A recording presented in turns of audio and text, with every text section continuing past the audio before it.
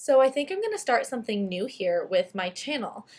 If you don't know, I spend a lot of my time on Instagram. That is the first sort of social media platform that I started using for my business, and it's kind of my bread and butter. I really like Instagram because I have my phone on me all the time and I can just quickly do stories. So I'm always showing like what I'm eating for breakfast, lunch, or dinner. I'm showing just sort of, day-to-day things in my life, but then I'm also making a lot of posts every single day, and there's a lot of good content on my posts, and I think it's just the nature of the game here. We're all on social media all day, all the time, and we're constantly scrolling and scrolling, and I think a lot of us don't actually spend time to read what it is that people are posting.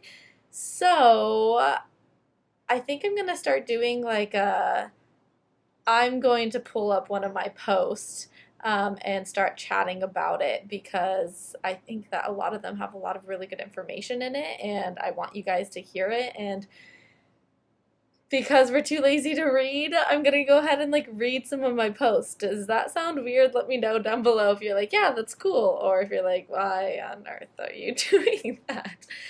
That's fine. You don't have to listen to this video. I have plenty of other videos. But I think I'm going to do this for at least a couple of the videos or a couple of the posts that I think are worth it.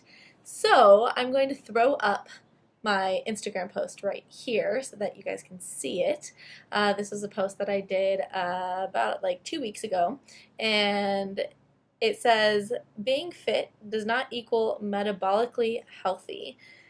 So I said in the picture, it says like many fit people suffer from amenorrhea or irregular cycles, insomnia, GI issues, hair loss, infertility, insulin resistance, cardiovascular risk, hypothyroidism, which is a slow metabolism, unbalanced blood sugar levels, cognitive decline, and low bone density. So that's sort of just like the picture there.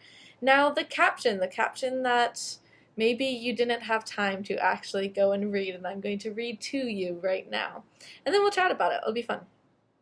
So I said, a big misnomer in our society is this idea that if you look fit, then you're healthy. Many of us follow Fitspo accounts and think, she's so healthy and strong. I want her body. But do you really? Because so many of these quote-unquote fit chicks are suffering from some pretty unhealthy things. Or they may start experiencing these things later on after years of intensely working out and underfueling their body. I'm not saying every person who goes to the gym or has defined biceps is metabolically unhealthy, because if they are eating enough and not overtraining, then sure, they can have great health. But so many women achieve this body by putting themselves through grueling exercise regimes and low-calorie diets, which depletes their body and creates imbalances. I advocate for focusing on improving one's metabolic health over focusing on aesthetic goals, because who the heck cares if you are quote-unquote fit but feel like crap? What's great is that when you focus on your metabolism, you're able to build a strong body and make great progress athletically, but in a way that supports your health. So I think that this is a super important conversation, guys, because I know we all see these girls around, whether it be on social media or in our real life, who we may like aspire to. Like, we aspire to have their body, and we can be very jealous and look at her with her six-pack abs and her thigh gap and her tiny little waist and blah, blah, blah, blah, blah. And I think it's just reality check here. Just because they quote unquote look good according to societal's ideals of what looking good means, which I should create another video about how that really, that's not what makes you a pretty gorgeous being, is like the size and shape of your body, okay? But like I said, for another video. But we see these girls and we aspire to them, and we don't see what's going on inside, both mentally and physically and metabolically. I've worked with, over the past year, quite a few Fitspo influencers who have ebooks and huge YouTube channels and things like that, where they are really promoting their healthy life, right? But then behind the scenes, they're working with me to get their period back and to stop obsessing about food and to stop feeling so anxious and to stop peeing so frequently and to stop losing their hair and X, Y, and Z. They have sort of all the classic symptoms of just underfueling their body and over exercising. But here they are, and they have these Instagram accounts where they look beautiful and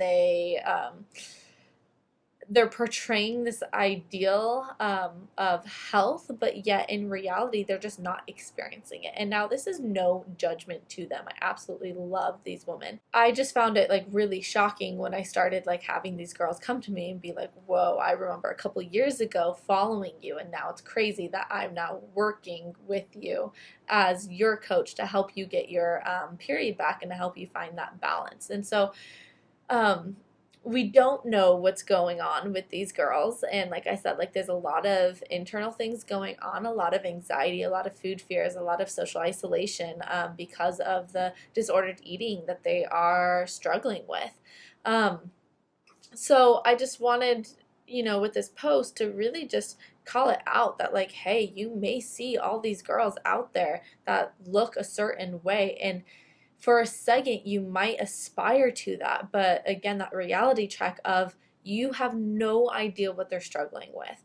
And you have no idea what they will struggle with in the future. Maybe they don't have their period, but they're continuing to work out. And then later on down the road, they're 35 years old, maybe 40, and they have osteoporosis because their bone density was super, super low because they didn't have adequate levels of hormones. So it's time that we start focusing, guys, on really supporting our body metabolically. What does that mean? That means having a monthly menstrual cycle, having good, strong digestion. That means sleeping well. That means feeding your body enough so that you can do those things, not over exercising. Sure, exercise is great. I love exercise. I think it's so amazing to have this thing in our life where we can move our bodies. It feels good.